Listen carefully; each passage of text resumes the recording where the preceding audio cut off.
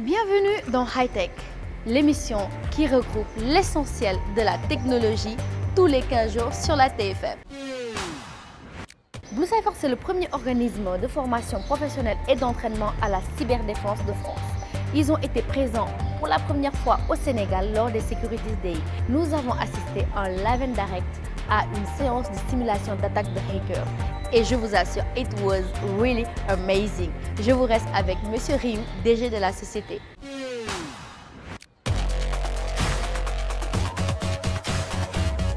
Blue Cypher, c'est un centre d'entraînement opérationnel français à la cybersécurité. Nous, on innove en fait sur la manière de former les gens. On les forme par la pratique. C'est-à-dire qu'on simule avec nos équipements ici des systèmes d'information complets, réels. Donc on plonge les gens qu'on entraîne dans la réalité des systèmes d'information. Et on a une équipe de hackers éthiques. Ce sont des faux méchants en fait. Ils sont aussi bons que les méchants, mais eux, ils sont gentils. Et qui vont entraîner les équipes de défense à lutter contre des vraies attaques sur des vrais systèmes. Donc on plonge les gens dans la réalité, on leur montre ce qui se passe. Là tout à l'heure, vous allez avoir une démonstration de prise de contrôle d'un téléphone qu'on a acheté il y a 2 jours à Dakar. Android, téléphone tout à fait normal. On va réussir à récupérer à distance sans aucun problème SMS, mail, tous les contacts, la totale, avec une grande facilité. Donc ça, c'est des mesures de sensibilisation. Après, il faut pouvoir s'en protéger, prendre les mesures d'hygiène, pas cliquer sur la bonne pièce jointe du mail qui va vous arriver, ou pas télécharger une application parce qu'elle va vous donner un Angry Birds ou un Pokémon gratuit. Donc ça, c'est les populations qui doivent être sensibilisées. C'est tout l'écosystème. Sur la centrale électrique, à partir du moment où la plupart des processus industriels sont informatisés, numériques, ils sont attaquables. Et donc il faut mettre en place des mesures de protection pour pouvoir détecter les attaques de là principalement des cyberterroristes qui peuvent s'en prendre à des infrastructures dites vitales pour le pays. Ce qu'on essaye de voir en Afrique, c'est s'il est possible de coopérer pour mettre en place ce genre aussi de mesures d'un point de vue réglementaire, puis technique. Travailler en réseau, c'est-à-dire en utilisant le cloud, est une nouvelle forme de flexibilité dans la gestion des données et de l'espace. Pour cela, nous sommes partis voir Madame Fatoumata Kaba, qui est directrice de Limania.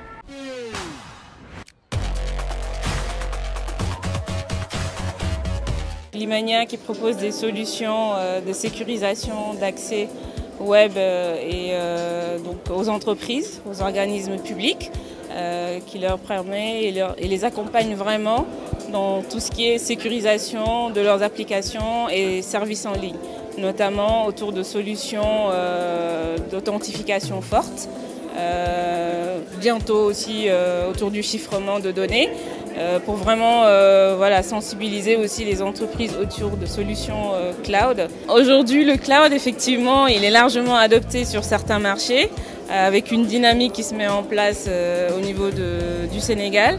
Donc l'avantage, c'est vraiment de pouvoir avoir une flexibilité en termes d'infrastructure, de services, avec une philosophie d'usage as a service. Donc de pouvoir confier à un prestataire de cloud la gestion de tout ce qui est salle machine, serveur, switch, infrastructure, et vraiment se concentrer sur son corps de métier. Donc c'est vraiment les avantages que ça peut apporter en termes d'infrastructure, de flexibilité, de gestion, et puis aussi de limiter les coûts, parce que quand on sait qu'on a une salle serveur, un data center ou une salle machine qu'on gère, c'est de la ressource humaine derrière, c'est des licences et des coûts de gestion qui peuvent être justement déportés, confiés à un prestataire de cloud.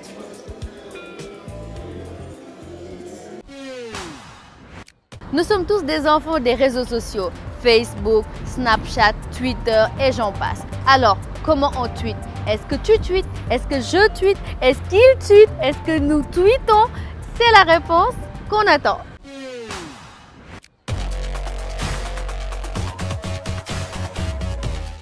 Alors, si vous voulez, Twitter est un réseau social dont j'ai entendu parler. Toutefois, je ne l'utilise pas. Je ne sais pas comment ça fonctionne exactement. J'utilise beaucoup plus Facebook.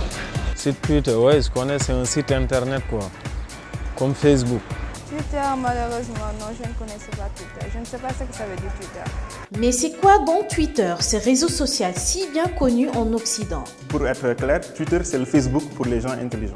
Facebook, entre nous, on appelle ça Facebook, c'est pour le bas peuple. Si les réseaux sociaux sont de plus en plus nombreux sur le web, il est très important de connaître leurs différences. À un moment, il y a eu une effervescence des blogs. Donc, une des raisons de sa création était pour innover. Twitter a répondu à un besoin. En 2006, il existait quelques réseaux sociaux comme MySpace, mais on était encore plus dans l'engouement des blogs. S'il est très intuitif d'utiliser Facebook, Twitter paraît beaucoup plus difficile, vu qu'il est un savant mélange de blogs et de réseaux sociaux avec une communauté d'amis. Pour dire plus simple, c'est comme Facebook, sans photo ni application. Découvrons ensemble comment ça marche. Sur la gauche de votre écran, vous aurez des propositions de personnes ou d'entreprises ou de marques à suivre. Et c'est à vous de vous dire, allez, je follow ou je follow pas. Ça m'intéresse ou ça m'intéresse pas. Et donc vous avez en fait deux positions sur Twitter. Vous êtes soit le follower, c'est-à-dire que vous suivez quelqu'un ou quelque chose, ou bien vous êtes le followé, c'est-à-dire que vous êtes suivi par des personnes, des entreprises ou des marques, etc. Quand on envoie un message sur Twitter, on parle de tweet. Sur Twitter, tout se passe en 140 caractères. Tout se passe comme un SMS. On ne peut rien faire de plus. C'est un message de 140 caractères qui est transmis. Par heure, tu peux tweeter 100 tweets. Et si tu dépasses les 100 tweets, on te jail. Le truc, c'est-à-dire que tu ne peux plus tweeter là. On te jail pendant genre peut-être 1 heure de temps et après tu peux recommencer à tweeter. Vous pouvez ajouter des photos, ajouter des contenus, mais elles ne vont apparaître en lien. Donc, si vous ne voyez pas la photo apparaître sur Twitter, ne vous inquiétez pas, c'est normal. Elle apparaîtra sur une autre page une fois que vous cliquez dessus. Donc, en fonction des sujets, on peut choisir de créer ce qu'on appelle un fil sur Twitter et qui permet de suivre une discussion du début à la fin en s'abonnant ou bien en suivant ce fil-là. Vous pouvez également retweeter, c'est-à-dire vous captez un contenu intéressant. Vous avez une information qui est une breaking news ou qui est une information qui, selon vos intérêts, peut profiter à votre communauté. Et donc, il suffit de cliquer sur le bouton « Retweeter ». Certaines pages qui, pour vous, sont les plus importantes, vous pouvez décider de les positionner comme des pages favoris afin de recevoir également toute leur actualité. Quand dans son tweet, on écrit un hashtag, on arrive dans le temps à suivre ce hashtag-là. Le hashtag permet donc d'identifier un groupe ou une communauté. Par exemple, sur moi, je porte un t-shirt sur lequel est inscrit le hashtag Sunukause. Et ça permet par exemple à des utilisateurs ou bien à des tweetos, on les appelle comme ça souvent, à des tweetos un peu éparpillés dans la diaspora et aussi au Sénégal, de pouvoir être sur la même longueur d'onde, sur le même fil Twitter pour suivre tout ce qui s'est fait sur ce hashtag-là. Un hashtag n'est pas un groupe, comme vous pouvez l'avoir sur d'autres réseaux sociaux ou une page.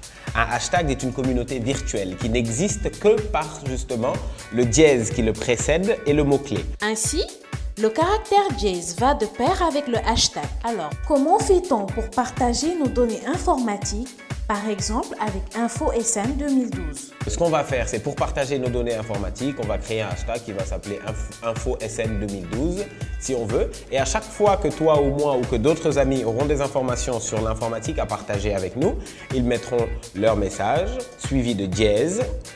InfoSN 2012. Nous sommes maintenant prêts à être en contact avec les célébrités, les événements et non plus proches maintenant que nous savons comment ça fonctionne. C'est utilisé surtout pour avoir des informations sur ce qui se passe dans le monde, ce qui se passe au Sénégal et surtout pour débattre sur des thèmes d'actualité, débattre sur une émission. Disons que c'est un peu, aujourd'hui ça fonctionne un peu comme un concours de celui qui a le plus de followers, c'est-à-dire celui qui a le plus de followers a bien entendu plus d'influence. Twitter a inscrit son empreinte dans l'histoire en ce début de décennie avec les révolutions arabes. Il a participé à la facilitation de la mobilisation qui ont accéléré la chute de Ben Ali en Tunisie et de Moubarak en Égypte. On les donne même les surnoms de Révolution 2.0. Outil de forte mobilisation, Obama en est aussi un illustre exemple. Il a investi le terrain numérique aux élections de 2012 en créant l'événement le plus tweeté de l'histoire américaine avec 20 millions de tweets. Ce qui a sûrement motivé à coup sûr M. Macky Sall, qui est le premier président sénégalais sur Twitter avec plus de 5000 followers. Un jeune Sénégalais a imaginé une équivalence de Twitter qui s'appelle, tenez-vous bien, Kébeto. Étymologiquement parlant, tweeter, c'est gazouiller. Donc quand les oiseaux se mettent à gazouiller, dans ma tête, en Wolof, c'est Kébeto.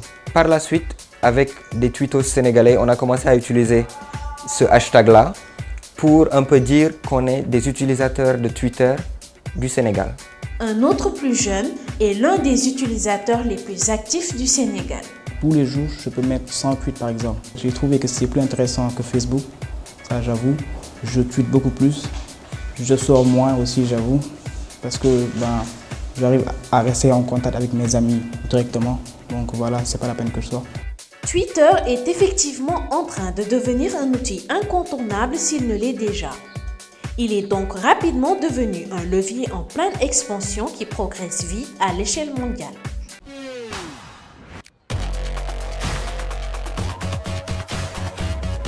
Nous sommes toujours dans les locaux d'Orange et nous avons le plaisir d'avoir avec nous M. Sarr qui fait partie de la direction marketing et qui est actuellement chef projet. Bonsoir M. Sarr. Bonsoir Myriam. Alors, vous pouvez nous parler un petit peu de la 4G? Effectivement, la 4G, on a eu à la déployer depuis juillet 2016, principalement sur 3 zones, c'est-à-dire Dakar, Saly et Touba.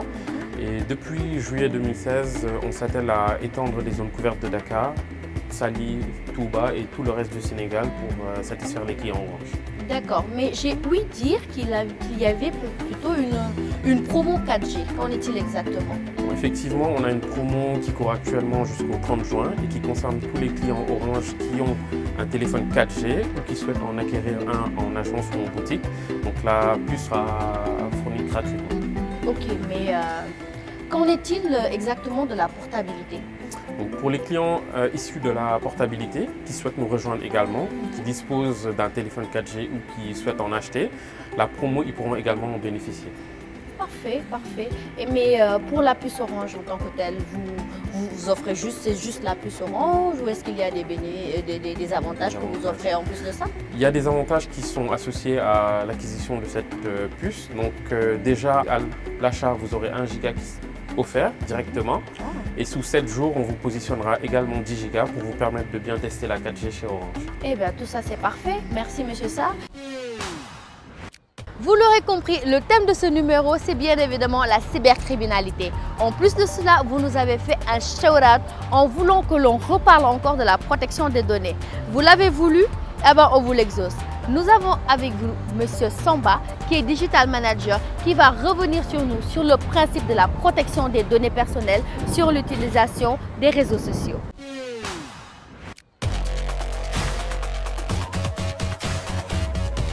Samake, bonjour. Bonjour, Basile. On parle beaucoup de la protection des données sur Internet, notamment les réseaux sociaux. Qu'en est-il exactement? Quelle est votre vision par rapport à cette manière de faire une protection en fait en ligne? L'avancée technologique de ces dernières années, c'est beaucoup plus fait sur des services de publication de données. Par là, je veux parler des réseaux sociaux, des messageries comme WhatsApp, Imo ou autres. Donc, ces services nous poussent à mettre en avant nos données.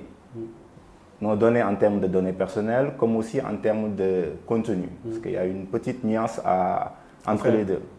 Ok, voilà. Donc, c'est ce qui pousse aujourd'hui les jeunes, beaucoup plus les jeunes, parce qu'aujourd'hui, en termes de présence web, les jeunes ont une forte présence sur les réseaux sociaux, ce qui pousse aujourd'hui les jeunes à mettre en avant beaucoup plus de contenu leur concernant, beaucoup plus, et a un peu fragilisé leur réputation, leur e-reputation. Alors c'est vrai qu'on parle de e-réputation, il y a beaucoup de contenu que les jeunes sont en train de mettre parce qu'il y a une certaine révolution des médias, mais est-ce qu'il n'y a pas au-delà des dangers, j'espère que vous allez nous en dire un peu plus, mais quel est l'avantage aujourd'hui de protéger ces données sur Internet, mais surtout, quand je dis Internet, je dis souvent réseaux sociaux, parce qu'il ne faut pas que les gens fassent Exactement. Il faut d'abord situer les dangers. Quand on parle de danger, il y a plusieurs types de dangers. Aujourd'hui, il y a ce qu'on appelle le cyberharcèlement.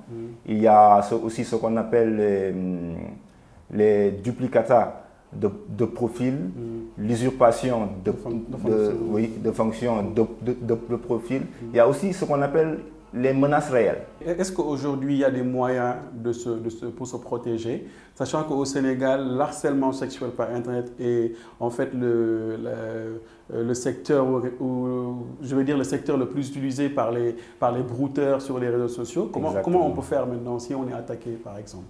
Ce qu'il faut d'abord savoir, c'est qu'aujourd'hui, ces services de publication de données sont un marché ouvert, non seulement aux publicitaires, mais aussi aux malfaiteurs. Donc, comment faire pour se protéger? Il faudra juste prendre en compte cet aspect délicat de la publication de contenu sur les réseaux sociaux. Déjà, on parle de contenu, mais avant les contenus, il y a ce qu'on appelle les données personnelles. C'est la nuance dont je parlais tout à l'heure. Les données personnelles, aujourd'hui, pour définir les données personnelles concernent les filiations de la personne. Exactement. Quand on parle de nom, prénom, où tu habites, téléphone, etc. Numéro de carte bancaire, par exemple. Ce qui est différent des contenus qu'on publie au jour le jour sur les réseaux sociaux. Donc, à la base, il faut savoir quoi publier sur les réseaux sociaux, partant des données personnelles au contenu. Alors, moi ce qui me dérange un peu au niveau des réseaux sociaux, depuis longtemps, les gens nous disent oui, il faut faire attention, il y a des problèmes. Ça, les gens le savent déjà. Mais au-delà de ces dangers, etc., qu'est-ce que, en fait, ces réseaux sociaux-là qui regroupent des masses d'informations peuvent-ils apporter aux jeunes, par exemple, qui passent tout son temps à utiliser Facebook, WhatsApp et autres? Les réseaux sociaux aujourd'hui servent de visibilité énorme à ces jeunes. Donc on a connu aujourd'hui beaucoup de jeunes leaders qui ont vu leurs produits grandir, évoluer sur les réseaux sociaux. D'où l'e-reputation est important, parce qu'aujourd'hui, si ces jeunes n'avaient pas une présence saine sur les réseaux sociaux, ils ne pouvaient pas faire valoir leurs produits comme il le faut. Alors, vous, en tant qu'expert, project manager, stratégiste, quel est le conseil que vous pouvez donner, par exemple, aux jeunes qui sont là et qui utilisent ces réseaux sociaux-là? Il faut tourner 7 fois son curseur ou son pouce avant de publier. Toutes les mesures de prévention se rapportent à ça. Donc, le conseil que je donnerais aux jeunes, qu'ils soient entrepreneur ou bien à la recherche d'un emploi ou même employé, c'est de protéger son image sur les réseaux sociaux, de veiller à publier des images saines ou bien un contenu sain le concernant sur les réseaux sociaux. Alors, Sambake, merci. Merci, vas-y. C'était votre rubrique Tech Guest. Vous avez tous certainement une clé USB ou des clés USB, un lecteur disque dur interne ou externe. Mais seulement savez-vous exactement comment bien utiliser ces produits-là? Aujourd'hui dans Tech Tips, nous allons vous proposer la gestion de vos données dans vos lecteurs disque dur externes ou internes ou sur vos clés USB.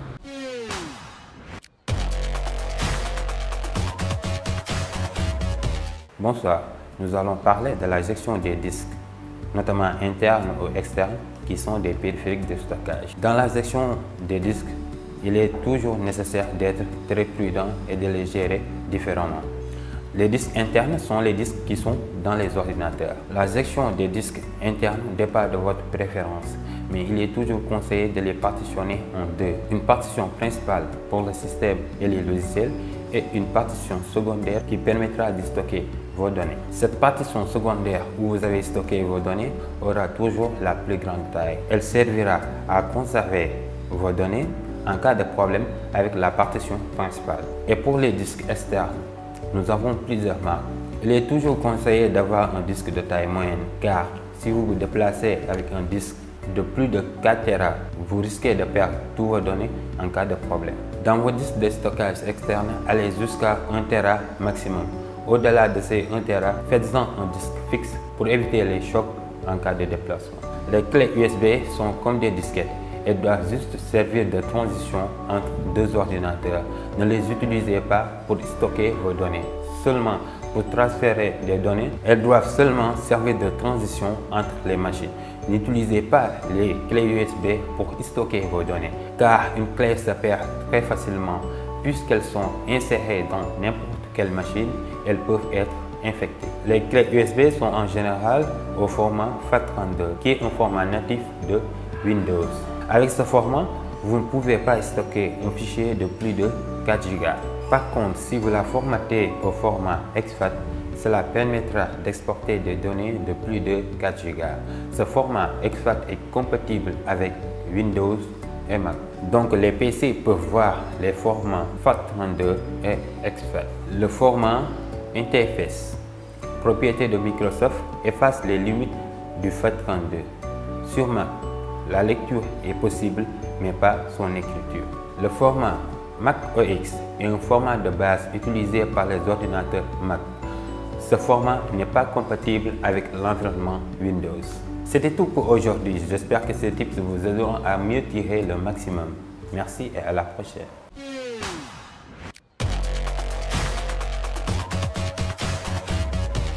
Présenté par Milo Sensor 16 de Las Vegas, il permet en effet de mesurer votre taux d'alcoolémie en temps réel.